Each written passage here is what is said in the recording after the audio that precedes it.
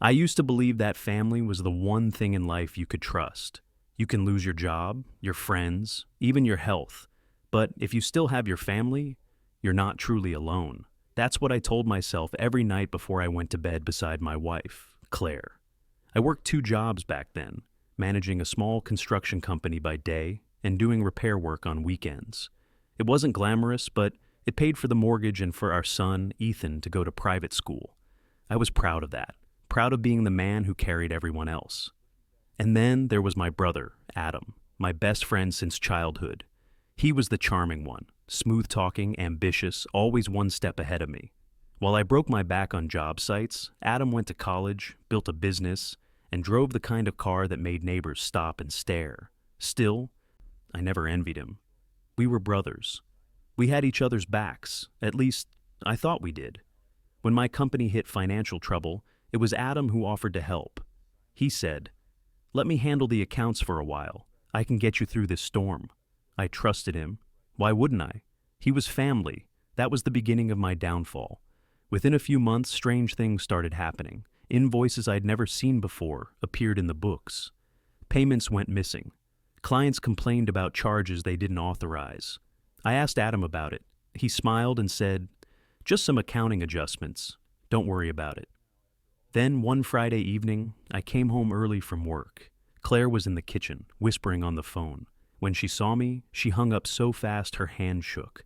I remember the way she smiled. Too quick, too forced. Something inside me tightened, but I didn't say anything. That night, while she slept, I checked her phone. The last call was to Adam. I stared at the name on the screen for a long time. My mind raced through every possible explanation, every reason to believe it wasn't what it looked like. But deep down, something dark and cold began to grow. Days later, the police showed up at my office. Fraud investigation, embezzlement.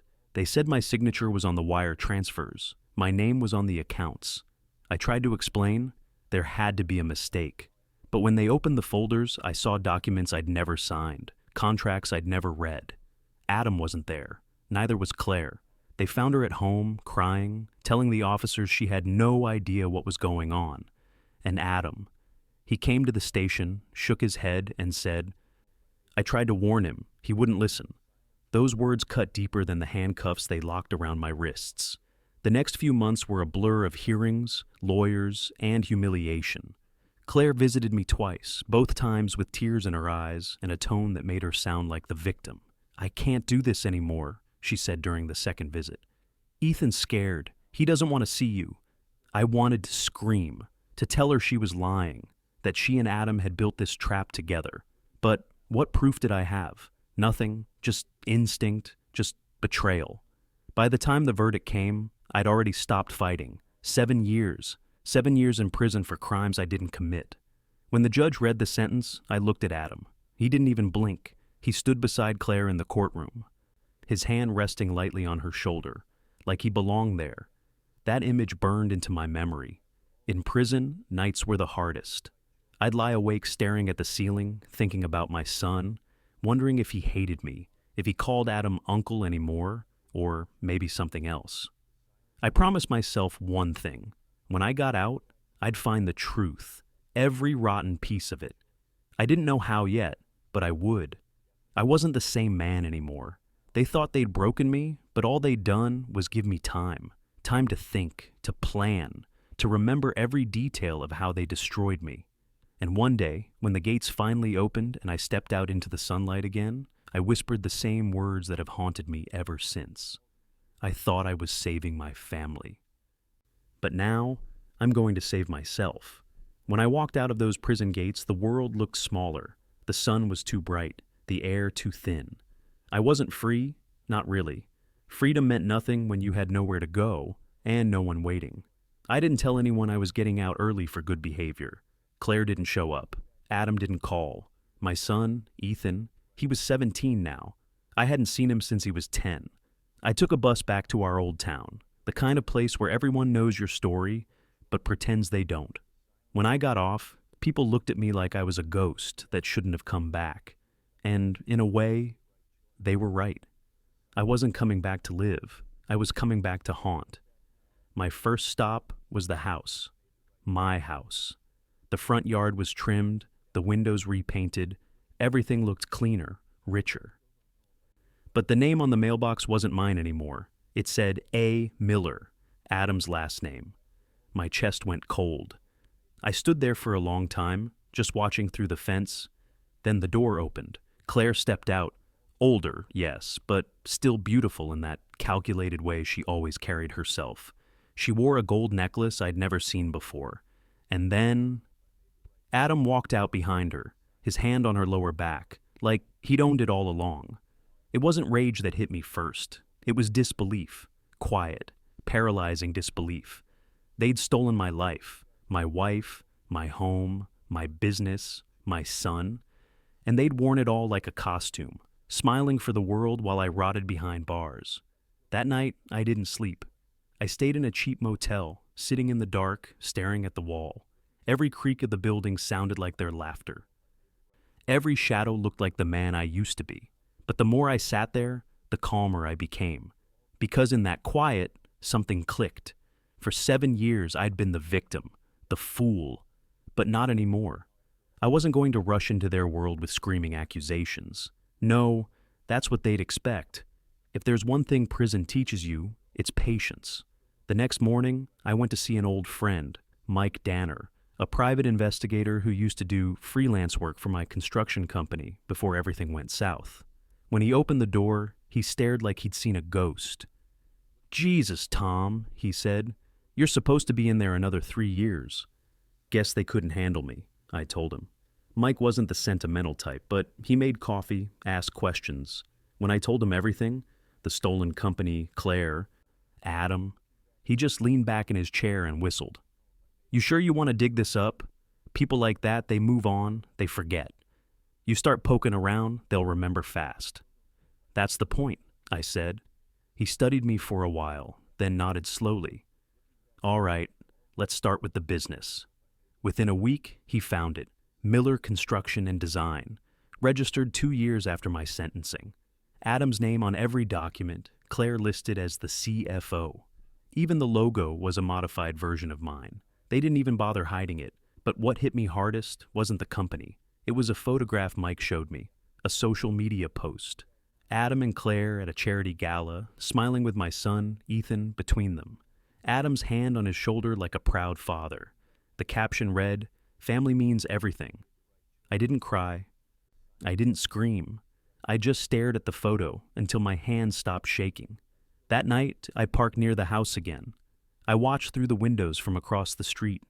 Ethan was home, taller now, older, laughing at something Adam said. When Claire leaned in to kiss Adam on the cheek, Ethan didn't flinch. He didn't look confused. He looked comfortable. My son thought my brother was his father. And in that moment, I realized revenge wasn't about anger anymore. It was about truth, about taking back the story they'd stolen from me. I didn't want to hurt them, not yet. I wanted them to see me, to feel me breathing down their necks. The ghosts they'd buried coming back to, whisper the truth in their perfect little home. So, I started small. A letter in Claire's mailbox, no return address. Just 6 words. "I know what you did, Claire." The next day I sent another to Adam's office. "You took everything, now I'm taking it back." Then I waited. For days nothing happened. Until one night, Claire came out of the house looking over her shoulder. She looked scared, really scared, and for the first time in years, I smiled. Because fear was just the beginning. Fear spreads quietly. It doesn't scream. It whispers. And for the first time in 7 years, I could feel it crawling back into their perfect little world. 2 days after the letters, I parked near the house again. Claire's lights went off early. Adam's car left late. He'd started staying out longer. Meetings, probably, or maybe just trying to escape the tension inside those polished walls. I knew that feeling. The silence between two people when they both suspect something, but don't dare say it out loud. It's the same silence that once filled our home before everything fell apart. The irony wasn't lost on me. They'd built their happiness on my destruction, and now I was building their fear on the same foundation. Mike, my investigator friend, was skeptical about my plan. "You're poking a hornet's nest, Tom," he warned. These people aren't scared of ghosts. They're scared of losing control. That makes them dangerous. I know, I said. That's why I'm not showing my face yet. Instead, I let the truth haunt them piece by piece. I had Mike dig into their finances, their social lives, every thread that could unravel their story. That's when he found something. A bank account under Claire's name, opened during my first year in prison. Large transfers every month, too large for someone who wasn't working. "Where's it coming from?" I asked. Mike squinted at the document. "A trust fund, set up by your company before it was, well, taken over. Looks like Adam's the trustee. So that's how they kept her loyal. Money. The one thing I never had enough of. But the money trail wasn't what broke me. It was what Mike found next. A second account. Smaller, hidden. And this one? It was in my son's name. Ethan Miller. Deposits every few months. From Adam Miller. "Guess he's taking care of the boy," Mike said. But I could hear the hesitation in his voice. "No," I whispered. "He's buying him." I didn't know whether Ethan knew the truth, whether he remembered his real father at all, or if they'd rewritten me as the villain who destroyed our family. But one thing was clear. They hadn't expected me to come back. That weekend, I followed Ethan. Not to hurt him. I couldn't. I just needed to see him, to know what kind of man he was becoming. He played basketball at a community court on the edge of town. Same focus in his eyes, same sharp laugh I used to hear echo through our backyard. When the game ended, he sat alone, scrolling through his phone. I almost walked up to him. I almost said his name. But then Adam's car pulled up. Sleek, black, expensive. Ethan got in, and before the door closed, I heard him say, "Thanks, Dad." My world went quiet. That word, Dad. It didn't belong to Adam. It belonged to me. But Adam had stolen that too. That night, I couldn't stop shaking. Not from anger this time, from grief. Grief for a life that had been rewritten while I was gone, and yet, in that grief, an idea was born. If they wanted me to stay invisible, then I'd use that invisibility. A ghost can move through walls, through stories, unseen, unheard, until the moment it decides to strike. So, I began to build a new identity. Mike helped me get work under a different name, Thomas Gray. Simple, forgettable. I started fixing things around town. Odd jobs, nothing permanent. But every time I took a repair job, it brought me closer to their world. 3 weeks later, I got one that made my blood run cold. An electrical issue at Miller Construction's warehouse. Adam's company. My company. I went. When I walked in, I saw my old logo. Slightly changed but still recognizable, printed on the walls. The men working there didn't know who I was. I moved quietly, fixing circuits, pretending to listen to their chatter. And then I heard it. "Boss said no one touches the blue folder. It's for the new investor." Investor. I followed the whispers until I found it, a locked drawer in Adam's office. I could have broken it open right there, but I didn't. I was smarter now. I took photos of the labels instead, memorized the codes, and slipped out unseen. That night I sent the photos to Mike. He called me an hour later, his voice tense. "Tom, that investor they're dealing with? He's under federal investigation for money laundering." I felt the first spark of satisfaction in years. Adam hadn't just betrayed me. He'd built his empire on crime, and that meant when the fall came, it would be public, brutal. Still, I wasn't ready to end it yet. Not until they felt what I felt. Not until they tore each other apart the same way they'd torn me. So I sent one more letter, this one, not to them, but to their son. It was short, handwritten, folded carefully. I left it in Ethan's locker at the basketball court.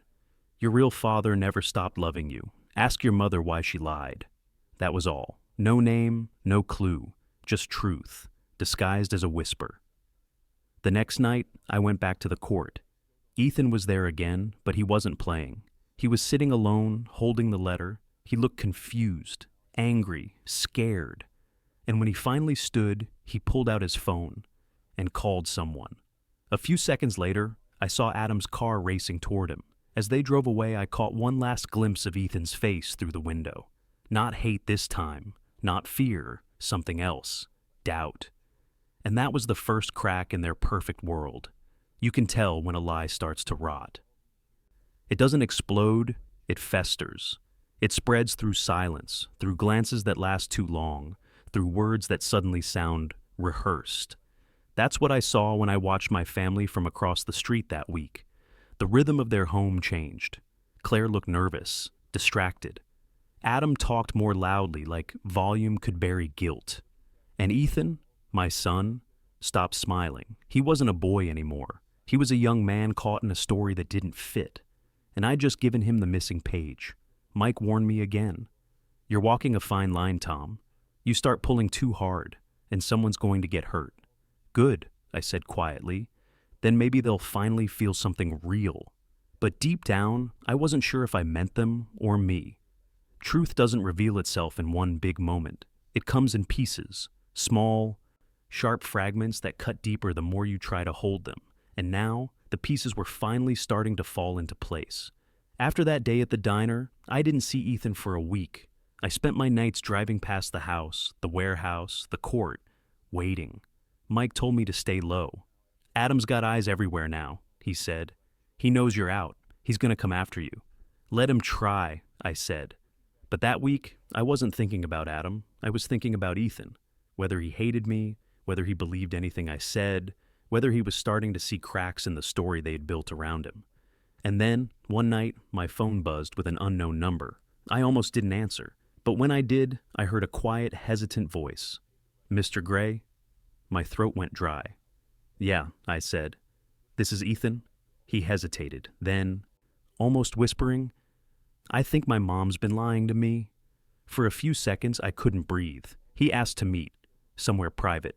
I told him the park behind the old church, same place I'd watched him sit before. He came alone this time, hoodie up, hands trembling a little, like he was breaking a rule just by being there. When he sat down, he looked at me, really looked, and then he said, Who are you, really? I could have lied again, said I was a friend, an old colleague, anyone but the truth. But I was done with lies. So I told him everything, how his mother and uncle framed me, how they stole the company, the money, the house, him, how I'd spent 7 years watching my life rot away in a cell. He didn't interrupt, didn't move. He just sat there, eyes wide, jaw tight, staring into the dark. When I finished, he whispered, She said you were guilty. I was, I said softly, guilty of trusting them. For a long time, he said nothing. Then his voice cracked. Why didn't you tell me sooner? Because you were a kid, I said. And because I didn't want you to grow up hating your mother.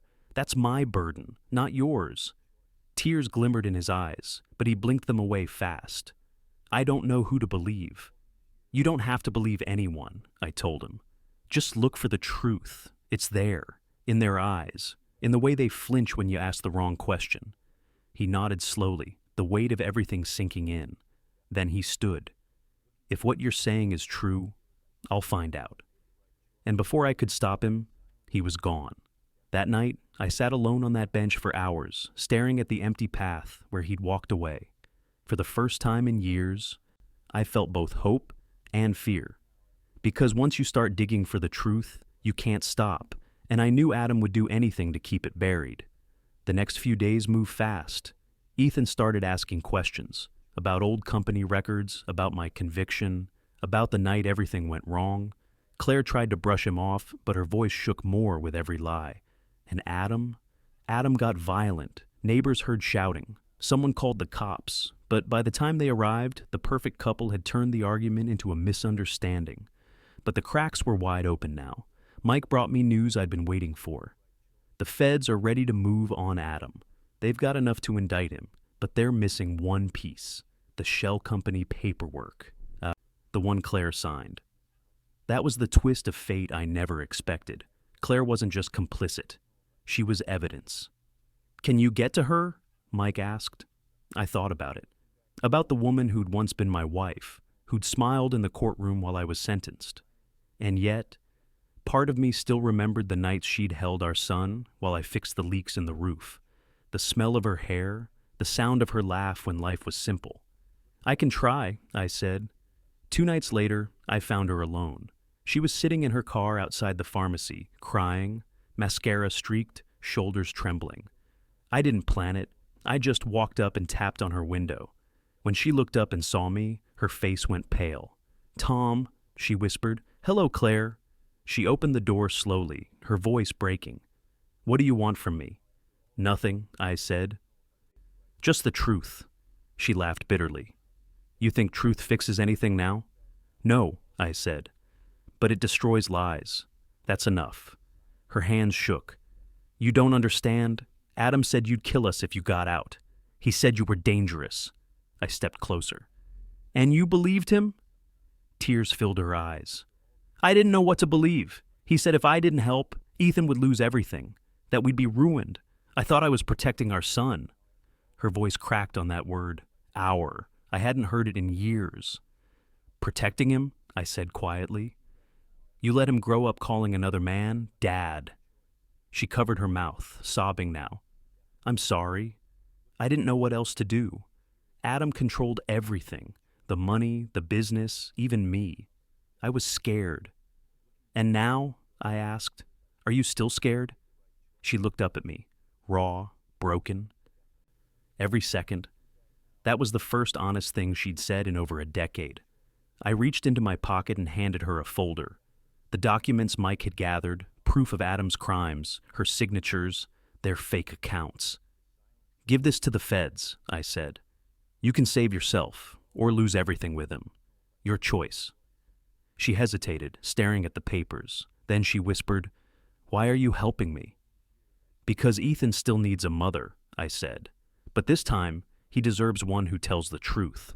I turned to leave, but before I did, she grabbed my arm, whispering through tears, "He'll kill you if he finds out." I met her eyes. "Then let him try. I've already died once." I walked away without looking back. That night, I knew everything was coming to an end. Adam's lies, Claire's guilt, Ethan's confusion. And mine, the ghost I'd carried for too long. The storm was finally here, and I was ready to face it. The next few nights, I followed Ethan's phone trail. Mike had a contact who helped trace social activity anonymously. Ethan started visiting the library more, searching things like wrongful conviction cases and identity theft and family fraud. He was looking for me without knowing it. Then one evening, he went home early. I parked across the street, hidden behind the oak tree that had stood there since before Ethan was born. Through the window, I saw him holding the letter again, pacing. Claire came into the room, calm at first, until he said something that froze her mid-step. I couldn't hear the words, but I saw her face drain of color. She shook her head, tried to smile, but Ethan slammed the paper on the table. Adam entered moments later, his jaw tight, voice raised. Ethan shouted something, and then he stormed out. For the first time in years, I felt hope. Small, fragile, but real. He didn't drive away. He walked, and he walked fast, down the street, past the corner store, toward the place I least expected, the park behind our old church. I knew that path. It was where I used to take him every Sunday after service to feed the ducks. He sat on the same bench, alone. It took everything in me not to go to him right then. But I couldn't just walk up and say, "I'm your father," not when his whole world was built on their version of me, the criminal, the failure. So I waited. From the shadows, I watched him take out his phone. He looked at the letter again. Then he did something that almost made me step forward. He typed Thomas Gray, my alias. Somehow he'd found it. He didn't know who I really was, but he was trying to find the man who'd left him that note. That night, I knew the walls were crumbling, and all I needed to do was push. The next morning, Mike showed up with a grim expression. "You need to see this," he said, dropping a file on my table. Inside were photos. Adam meeting with two men in suits, not investors, not clients, federal agents. "Your brother's under investigation," Mike said. "Money laundering, tax fraud, all tied to offshore accounts. The feds have been building a case for a year." I felt the ground tilt beneath me. All this time, Adam had been playing his old game, but bigger, riskier. "Does Claire know?" I asked. Mike shrugged. "Maybe not. Or maybe she's in it deeper than she thinks." Either way, it was perfect. The empire they'd stolen from me was about to collapse. Not because I burned it down, but because they did. All I had to do was light the match at the right time. That night, I wrote another letter. This one to Claire, No threats, no rage, just truth, sharpened to a blade. You built your life on lies, but lies don't age well, do they? When your son learns everything, who will you blame this time? I left it on her car windshield. By morning, chaos had bloomed. Claire showed up at the warehouse. I watched from my truck across the lot as she and Adam argued in the open. She waved the letter at him, screaming. He grabbed her arm. People were watching. Cameras, too. And just like that, the cracks spread faster. But something unexpected happened. That afternoon, Ethan found me. I was sitting at the diner near the bus stop when he walked in, hoodie up, nervous, scanning the room. He didn't recognize me, not at first. I'd lost weight. My hair had gone gray. But when he looked closer, something flickered in his eyes. Curiosity. He sat at the counter next to me, ordered black coffee. After a long silence, he said, "You're Thomas Gray, right? You left me a note." My pulse spiked. I nodded slowly. "I did." "Why?" he asked. "How do you know my mom?" I looked at him. Really looked. His eyes were the same as mine, his voice too, calm, thoughtful, but with something wounded underneath. "I knew your family once," I said carefully, "before things changed." He studied me. "You said my real father never stopped loving me. You knew him?" The air between us grew heavy. "Yes," I whispered. "Better than anyone." He frowned. "Then what happened to him?" "My mom said he was a thief, that he left us." I turned to face him fully. What if that wasn't true? He didn't answer. He just stared at me, like he was seeing something he couldn't explain. Before either of us could speak again, the door opened. Adam walked in. Our eyes met for the first time in 7 years. And for a split second, everything stopped. He froze, realizing who I was. Then his hand tightened on Ethan's shoulder. "Let's go," he said coldly. "Now."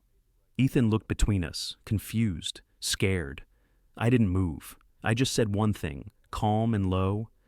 "He deserves to know the truth, Adam." Adam's jaw clenched. "Stay away from my family." He led Ethan out, his grip firm, his voice trembling just enough for me to notice. And as the door closed behind them, I saw something in Ethan's eyes. A question that wouldn't die. The truth was out now, loose in the world. And it was only a matter of time before it destroyed the people who built their lives on lies.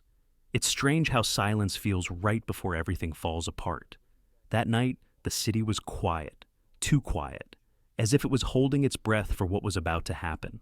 Mike's message came through just after midnight. "She did it. Claire turned the files in. It's happening tonight." For a moment, I just stood there, staring at the phone, my heart pounding like I'd been running for years, and finally stopped. 7 years in prison, 3 years hiding, 1 long war for the truth. And now, justice was finally coming. I drove to the old office building where it all began, the empire Adam and I built from nothing. Now rotten to its core, police lights glimmered across the glass facade like ghosts of a life I used to live. Agents stormed in, shouts, handcuffs, the world tilting on its axis. And then I saw him, Adam, dragged out in cuffs, face pale but still wearing that same smug smirk. When his eyes met mine, he froze. For the first time, he looked afraid.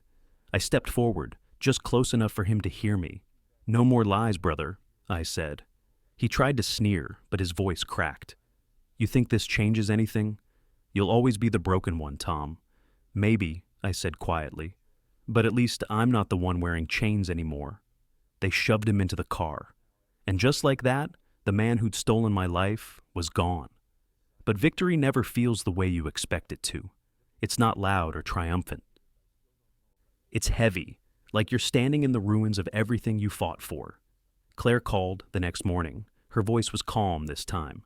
"I told them everything," she said, "about Adam, the company, the deal." Then, after a pause, "About us." I didn't say anything. "I don't expect forgiveness," she whispered, "but I'm trying to make things right." I exhaled slowly. "It's a start." Then she said something that broke me a little. "Ethan knows everything now. He wants to see you." When I met him again, it was in the same park, where it all began. But this time, he wasn't a boy. He was a young man with fire in his eyes and questions in his heart. He walked toward me, no hesitation, no fear. And then he just hugged me. No words, no explanations. Just that one act that 7 years of pain couldn't erase. When he finally pulled away, he said, "You didn't deserve what they did to you." I nodded. Maybe not, but sometimes the only way to find peace is to lose everything first. We sat together as the sun rose, father and son, silent, raw, rebuilding something the world had tried to destroy. For the first time in years, I didn't feel hate, just release. Claire turned herself in. She struck a deal. She'll serve time, but less than Adam. Adam's facing decades, and me? I finally walked out of that courthouse a free man, not just by law, but in my soul. When reporters asked how it felt to see my family's betrayer go to prison, I said only this: betrayal destroys the ones who build lies, not the ones who survive them. Later that night, I burned the last box of documents from the case. The papers curled, blackened, and disappeared into smoke, like the ghosts they carried. As the flames died, I looked up at the stars and thought of everything I'd lost, and everything I'd gained back. Freedom, truth, Ethan. Revenge had brought me closure, but forgiveness gave me peace. And somewhere deep inside, I knew this wasn't just the end of a story. It was the beginning of a new one. When lies burn away, only truth survives. But sometimes the truth hurts more than the lie ever did. Would you have forgiven them?